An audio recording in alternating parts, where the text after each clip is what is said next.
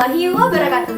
Halo teman-teman, perkenalkan nama aku Adinda Rafilia Putri, bisa dipanggil Kak Dinda. Kali ini aku akan menceritakan sebuah dongeng yang berhubungan dengan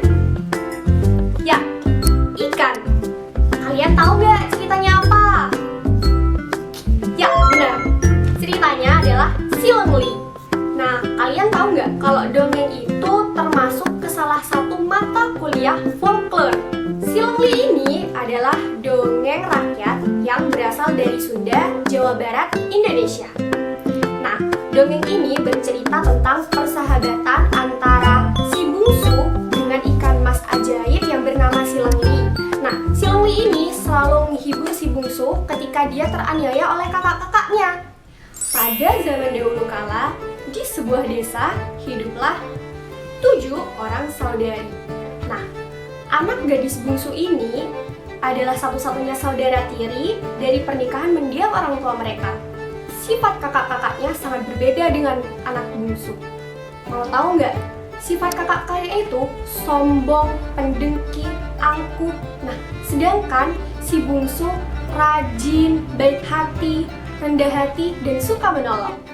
Nah, keenam kakak-kakaknya ini selalu menyuruh si bungsu mengerjakan pekerjaan rumah. Entah itu menyapu, memasak, mencuci, bahkan semuanya.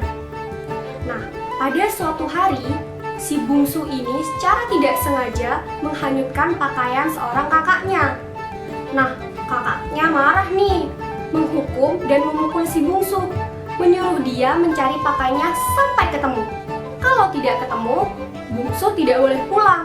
Dalam kesedihannya, si bungsu pergi ke tepi sungai. Dia menangis seorang diri. Tiba-tiba teman-teman, muncullah seekor ikan mas bersisik keemasan, berlompat ke sana, kemari, menghibur si bungsu. Nah, ajaibnya ikan mas ini bisa berbicara loh. Nah, namanya itu Si Lengli.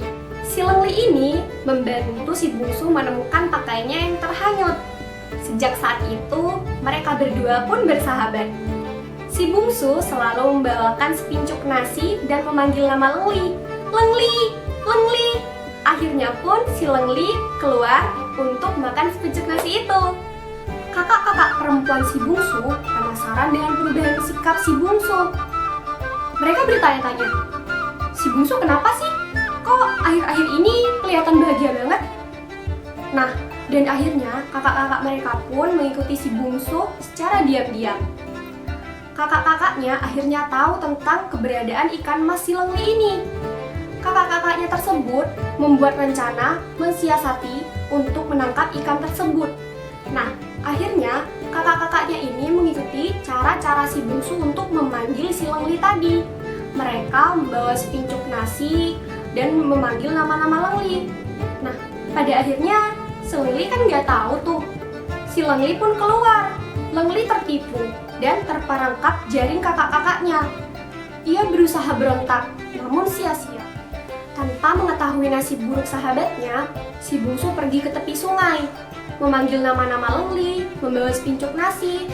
Tapi tentunya sia-sia karena si Lengli sudah tidak ada di sana. Nah, setelah si bungsu pergi ke rumahnya, dia pulang dan betapa terkejutnya dia.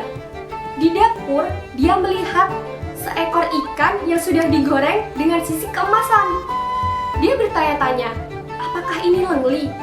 Ternyata benar teman-teman, yang digoreng itu adalah Si Lengli. Dalam kesedihannya, si bungsu pun menguburkan Si Lengli di kebun halaman belakang rumahnya. Beberapa hari kemudian, secara ajaib, kuburan Si Lengli berubah menjadi pohon emas yang berbuah intan permata. Nah, anehnya, siapapun kecuali si bungsu akan gagal memetik daun emas itu dan intan permata itu. Nah, kemudian kabar pohon emas itu menyebar ke seluruh negeri, hingga putra mahkota yang tampan dan tertarik untuk melihat pohon ajaib tersebut. Pangeran itu akhirnya tahu tentang kisah sebenarnya Si Lengli dan terkagum-kagum pada si bungsu. Ia terkagum-kagum kepada kecantikan si bungsu, kebaikan hatinya. Nah, dan pada akhirnya si bungsu pun diboyong ke keraton istana untuk dinikahkan dengan pangeran tampan tersebut.